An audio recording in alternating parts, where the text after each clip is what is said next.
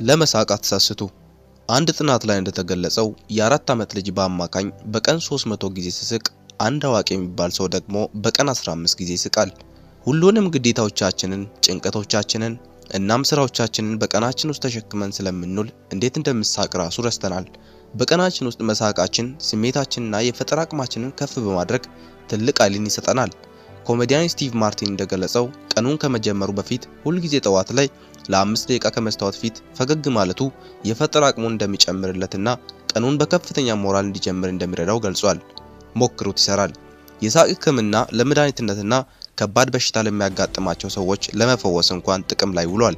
የዘመናዊ ሳይኮሎጂ አባት ተብሎ የሚጠራው ዊሊያም ጄምስ ደስተኛ ስለሆነ አይደለም የምንስቀው፣ ስለምንስቅ ነው ደስተኛ ሆነው ነው ይለናል። በአንድ ወቅት ጓደኛዬ ለአዲስ ዓመት የመሳቅ ፍላጎት እቅድ እንዳለው ነገረን። ታዲያ በየሳምንቱ በመንደሩ ወደሚገኝ ቪዲዮ ቤት እየሄደ አዝናኝ ቪዲዮዎችን ይከራያል፣ እንዲሁም አስቂኝ መጽሐፎችን ይገዛል። በቀኑ ውስጥም ነፃ ጊዜን ሲያገኝ በእነርሱ ይዝናናል።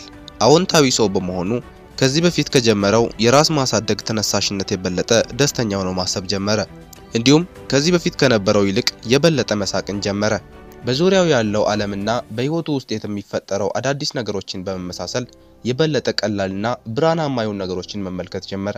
በዚህም የተነሳ በፊት የሚሰማው ጭንቀት ሙሉ ለሙሉ ከእርሱ ራቀ። ይህን የመሰለ ቀላል ልማድና ስነ ልቦናዊ ዘዴ ወደ ሙሉ ለሙሉ አዲስ የህይወት ደረጃና ውጤታማነት ከፍ ያደርጋቸዋል። ለምን የጓደኛዬን መሪነት በመከተልና አካባቢያችሁ ወደሚገኝ ቪዲዮ ቤት በመሄድ አዲስ አስቂኝ ፊልምን ለምን አትከራዩም? ወይም አስቂኝ መጽሐፎችን ገዝታችሁ ለምን አንብባችሁ አትስቁም? ሮቢን ሻርማ Who Will Cry When You Die ከሚለው መጽሐፍ። ውድ የዩቲዩብ ቻናል ቤተሰቦች ይህን ቪዲዮ ከወዳችሁትና አንድ ነገር አስተምሮኛል ብላችሁ የምታስቡ ከሆነ ላይክ አድርጉ።